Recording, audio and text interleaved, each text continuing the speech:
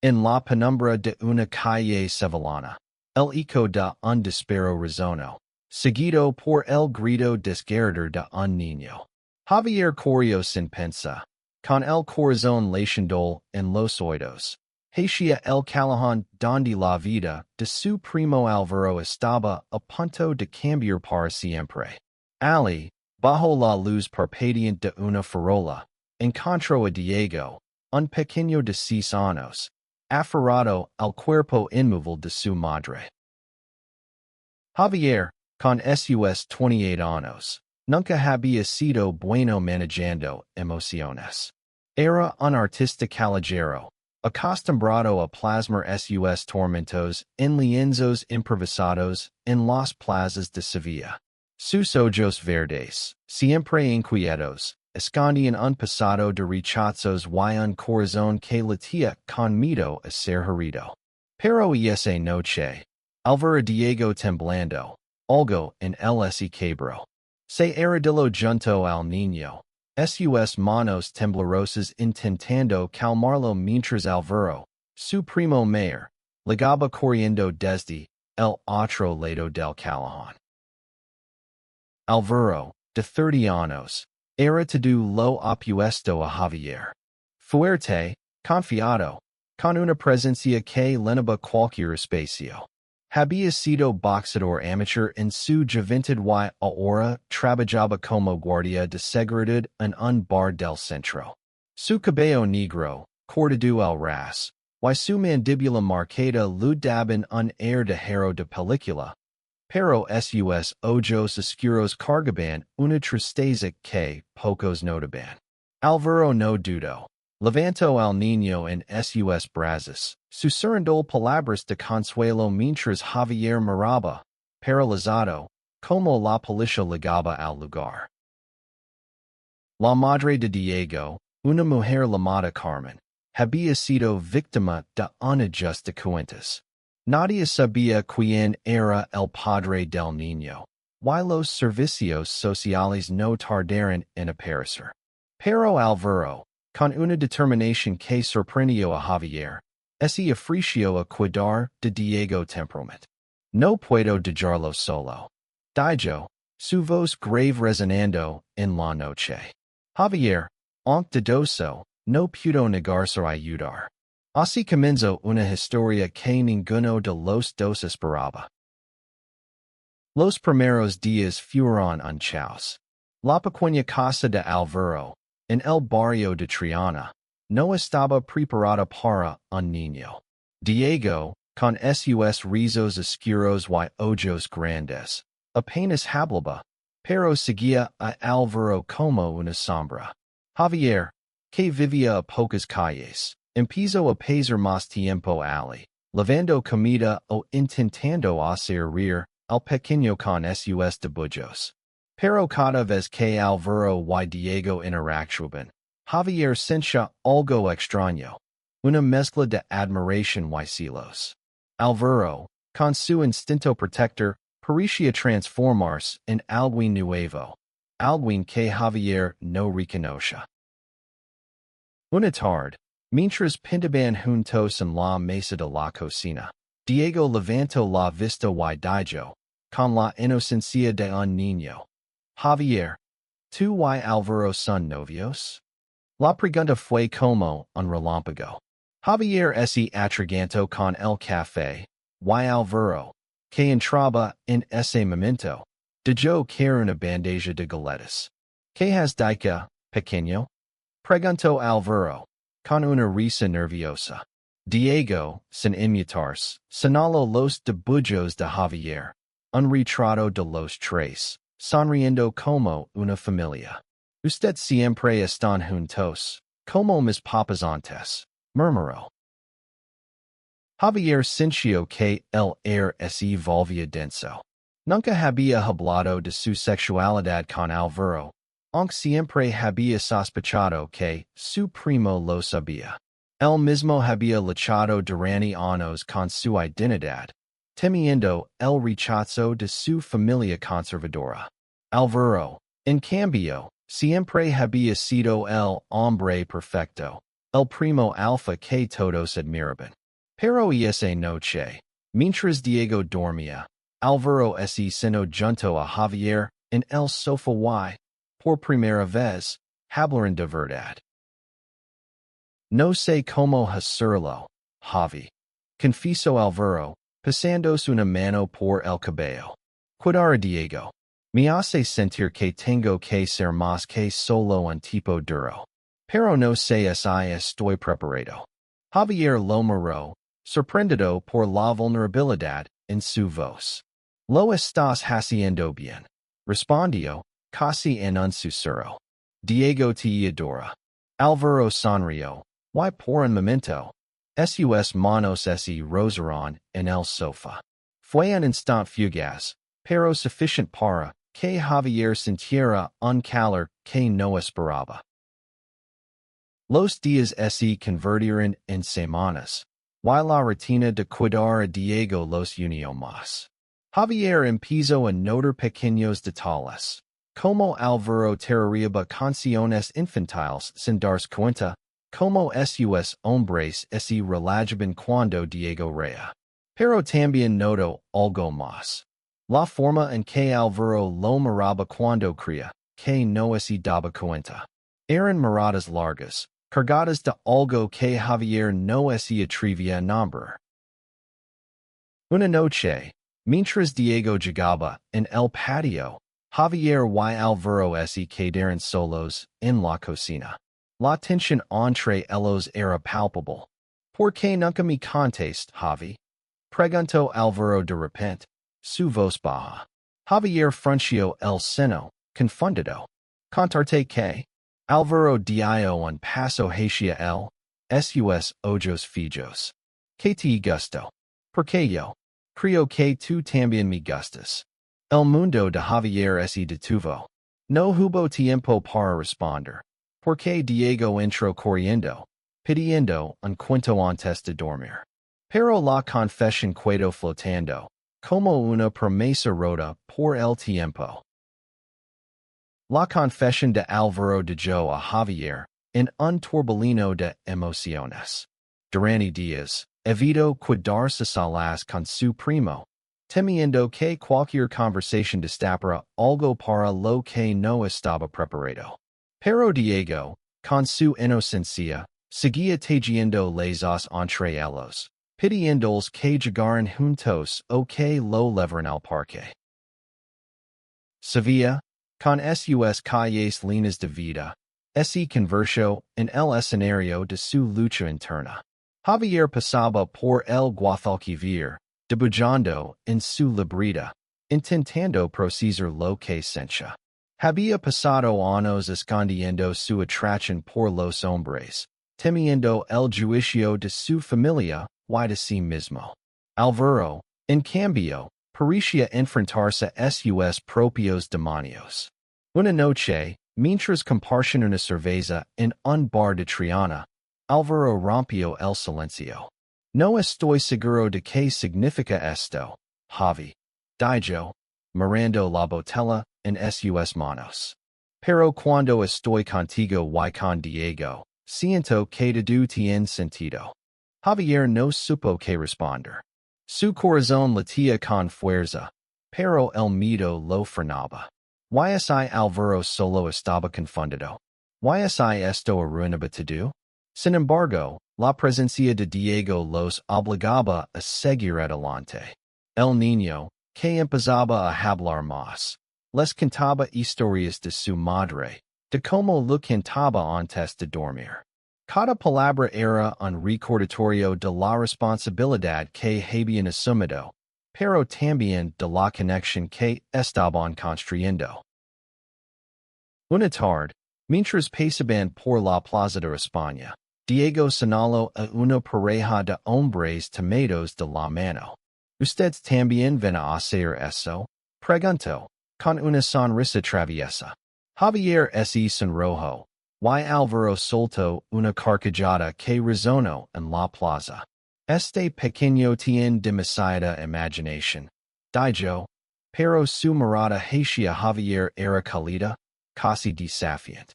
Y esa noche, Mientras Diego dormía, Álvaro tomó la mano de Javier por primera vez. Fue un gesto simple, pero para Javier fue como si el mundo entero se detuviera. Sin embargo, no todo era tan sencillo. La familia de Javier y Álvaro, profundamente tradicional, empezó a sospechar de su cercanía. La tía de ambos, Rosa, los confrontó una tarde en la casa de Triana. ¿Qué está pasando entre ustedes dos? Preguntó, con una mezcla de preocupación y desaprobación. Javier sintió que él era si lo escapaba, pero Álvaro, con su calma habitual, respondió, solo estamos cuidando a Diego, tía. Y es lo que importa. Rosa no quedó convencida, y sus palabras dejaron una sombra en la mente de Javier. La presión social comenzó a pesar. En el barrio, los rumores corrían como el viento. Algunos vecinos miraban a Álvaro con desconfianza, susurrando sobre cómo un hombre soltero cuidaba a un niño que no era suyo. Javier, más sensible a las críticas, empezó a cuestionarse si estaba bien seguir adelante. Pero cada vez que veía a Diego reír o sentía la mano de Álvaro rozando la suya, su corazón le gritaba que no se rindiera. Una noche, mientras preparaban la cena, Diego debujó un corazón en un papel y lo dio a ambos. Para mis dos papas, dijo, con una sonrisa que rompió todas las defensas de Javier. Álvaro lo miró, y por primera vez, no hubo palabras. Solo una mirada que decía todo lo que no se atrevían a pronunciar. Pero justo cuando parecía que estaban a punto de dar un paso adelante, una carta de los servicios sociales llegó a la casa de Álvaro, cambiando todo. La carta era clara. Los servicios sociales habían encontrado una familia adoptiva para Diego. La noticia cayó como un rayo. Álvaro la leyó en voz alta, su voz temblando por primera vez. Javier, sentado en la mesa de la cocina, sintió que el suelo se desvanecía bajo sus pies. Diego, que llegaba en la sala, no sabía nada, pero su risa infantil contrastaba con el silencio pesado entre los dos hombres. No podemos dejar que se lo leven, dijo Javier, casi en un susurro. Álvaro lo miró, sus ojos llenos de una mezcla de rabia y tristeza. No es tan simple, Javi. No somos sus padres. No tenemos derechos. La realidad era cruel, pero Javier no estaba dispuesto a rendirse. Esa noche, mientras Diego dormía, hablaron hasta el amanecer, buscando soluciones, pero cada idea chocaba con la burocracia o la falta de recursos. Álvaro decidió contactar a un abogado amigo, Miguel, que les explicó las dificultades de adoptar como pareja no oficial, especialmente en un país donde, aunque el matrimonio igualitario era legal, los prejuicios seguían vivos. Necesitan demostrar estabilidad, compromiso, dijo Miguel. Why? Francamente, que no son solo primos viviendo juntos. La palabra pareja flotó en el aire, y Javier sintió que su corazón se aceleraba. ¿Eran una pareja? Ni siquiera ellos lo habían definido. Los días siguientes fueron una carrera contra el tiempo. Álvaro y Javier se turnaban para cuidar a Diego mientras investigaban options legales. Pero la presión externa crecía. La familia de ambos, liderada por Rosa, los confrontó nuevamente. Esto no es normal, dijo ella, su voz cargada de juicio. Un niño necesita una familia de verdad. No esto. Javier, herido, quiso gritar, pero Álvaro lo detuvo con una mirada. Diego es nuestra familia, respondió Álvaro, con una firmeza que silenció a Rosa, aunque no su desapprobation. Mientras tanto, Diego empezaba a sospechar que algo no estaba bien.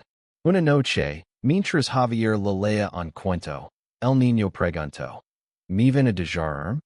Los ojos de Javier se llenaron de lágrimas, pero forzó una sonrisa. Nunca, pequeño. Siempre estaremos contigo. Pero la verdad era que no podían prometerlo. En medio de la tormenta, algo inesperado sucedió. Durante un festival en el barrio, Álvaro y Javier llevaron a Diego a ver los fuegos artificiales. Bajo el cielo iluminado, Diego corrió hacia ellos, abrazándolos con fuerza. Quiero quedarme con ustedes para siempre, dijo. Las palabras del niño fueron como un puñal y, al mismo tiempo, un faro de esperanza. Álvaro miró a Javier, y en ese momento, sin importar los rumores o las leyes, tomaron una decisión. La querían por Diego, juntos. La lucha por Diego se convirtió en el centro de sus vidas.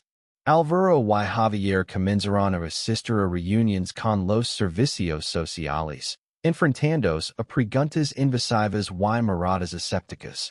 Javier, que siempre había evitado el conflicto, encontró una fuerza que no sabía que tenía. Cada vez que hablaba de Diego, su voz temblaba de pasión, y Álvaro lo miraba con una mezcla de orgullo y algo más profundo. Pero no todo era esperanza. Los rumores en el barrio se intensificaron, y algunos vecinos dejaron de saludar a Álvaro. Una noche, alguien pintó un insulto homofóbico en la puerta de su casa. Álvaro lo limpió antes de que Diego lo viera. Pero Javier no pudo contener su rabia. ¿Por qué no podemos simplemente ser felices? Gritó, su voz rompiéndose. Álvaro lo abrazó, sus manos firmes en los hombros de Javier. Porque lo que tenemos vale la pena pelear, respondió. La relación entre ellos también evolucionaba. Las noches de charlas se volvieron más íntimas, y los roces accidentales se convirtieron en caricias intencionales. Una noche, mientras Diego dormía, Álvaro besó a Javier por primera vez. Fue un beso lento, lleno de miedo y deseo, que dejó a Javier temblando. No sé si estoy listo para esto, susurró Javier. Álvaro sonrió, acariciando su mejilla. Yo tampoco, pero no quiero seguir negándolo. Sin embargo, la felicidad era frágil. Una trabajadora social, Clara, les informó que la familia adoptiva estaba lista para llevarse Diego en 2 semanas. La noticia los devastó. Javier, desesperado, propuso ir con Diego, pero Álvaro lo detuvo. No podemos hacer eso. Merece una vida estable, no ser perfugos. La lógica de Álvaro era implacable, pero Javier no podía aceptar la idea de perder al niño que había cambiado sus vidas. Decidieron redoblar sus esfuerzos. Con la ayuda de Miguel, presentaron una solicitud formal para adoptar a Diego como pareja. Era un riesgo enorme, ya que ni siquiera habían definido su relación públicamente. Pero el preciso los obligó a enfrentarse a sus miedos. Durante una audiencia, un juez les preguntó directamente, ¿están dispuestos a comprometerse como pareja para dar un hogar a este niño? Javier miró a Álvaro, y por primera vez, no dudó. Sí, respondió, su voz firme. La audiencia marcó un punto de inflexión. Javier y Álvaro comenzaron a presentarse como pareja, aunque no les costaba decirlo en voz alta. La familia, especialmente Rosa, se alejó aún más, pero algunos amigos del barrio, como Lucia, la dueña de una cafetería local, los apoyaron incondicionalmente. El amor es amor, dijo Lucia, serviéndoles café una mañana. Y Diego no podría tener mejores padres. El proceso de adopción era agotador. Cada evaluación, cada visita de los servicios sociales, era una prueba de su compromiso. Pero Diego, con su risa y sus dibujos, les daba fuerzas. Una tarde, mientras pinaban en el patio, Diego le dio a Javier un dibujo de tres figuras bajo un arcoíris. Somos nosotros, dijo, señalando las figuras. Javier sintió que su corazón se rompía y se reconstruía al mismo tiempo. Sin embargo, la familia adoptiva no se rendía. Eran una pareja heterosexual, con una casa grande y una vida aparentemente perfecta. Los servicios sociales parecían favorecerlos, y Javier comenzó a temer lo peor. Una noche, incapaz de dormir, se levantó y encontró a Álvaro mirando fotos de Diego en su teléfono. No puedo imaginar mi vida sin él, confesó Álvaro, su voz rota. Javier lo abrazó, y por primera vez, se permitieron soñar con un futuro juntos. La comunidad comenzó a movilizarse a su favor. La CIA organizó una reunión en el barrio, donde vecinos y amigos hablaron sobre el amor que Álvaro y Javier le daban a Diego. Incluso algunos que antes los juzgaban cambiaron de opinión al ver la felicidad del niño. Pero el destino dio otro golpe. La madre biológica de Diego, que se creía muerta, había sobrevivido y estaba en un hospital en Madrid, reclamando a su hijo. La noticia de que Carmen, la madre de Diego, estaba viva cambió todo. Álvaro y Javier viajaron a Madrid para encontrarla, llevando a Diego con ellos. En el hospital, Carmen, débil pero lúcida, los miró con gratitud. Gracias por cuidar de mi hijo, dijo, con lágrimas en los ojos. Pero también fue clara. Quería recuperar a Diego. Javier sintió que el mundo se derrumbaba. Álvaro, siempre el fuerte, mantuvo la calma, pero sus manos temblaban mientras sostenía a Diego.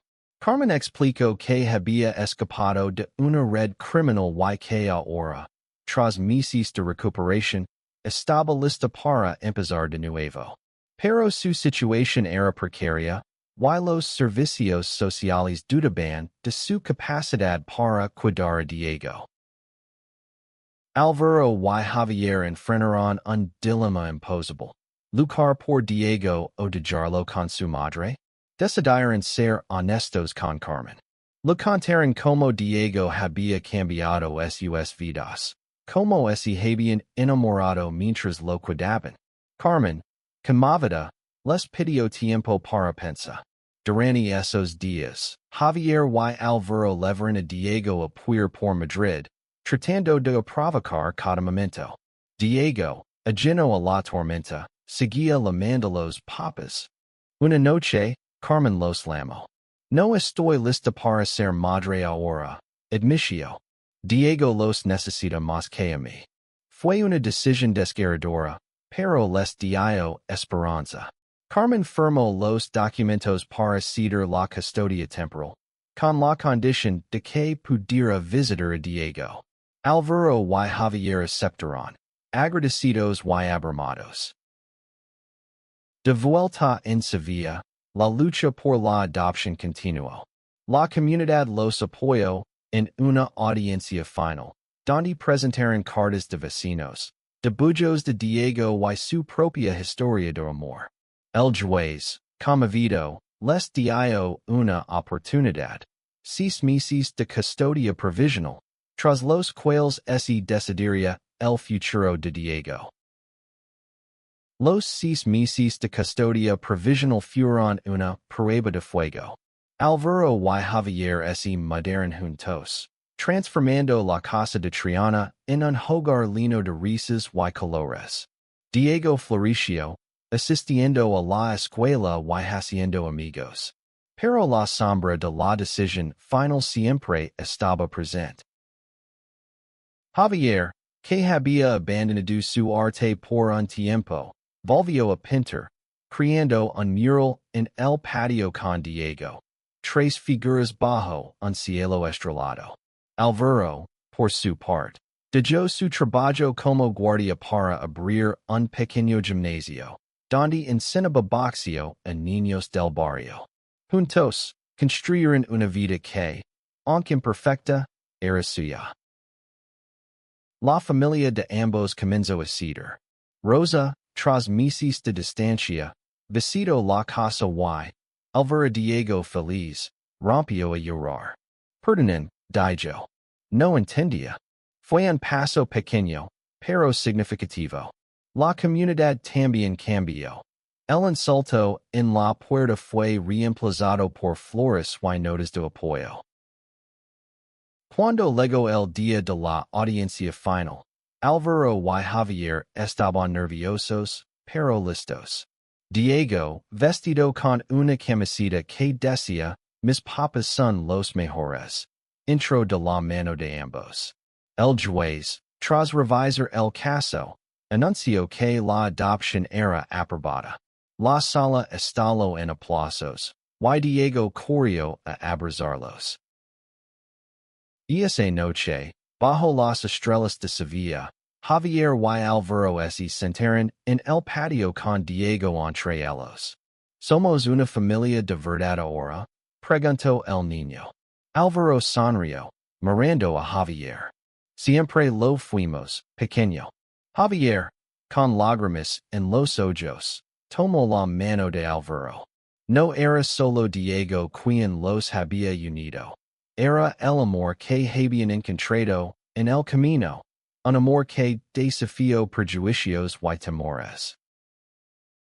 La historia de Javier, Álvaro y Diego no terminó allí. Cada día era una nueva aventura, una prueba de que el amor, en todas sus formas, podía construir un hogar. Y en el corazón de Sevilla, bajo la luz de las bugambillas, supieron que, juntos, podían enfrentar cualquier cosa.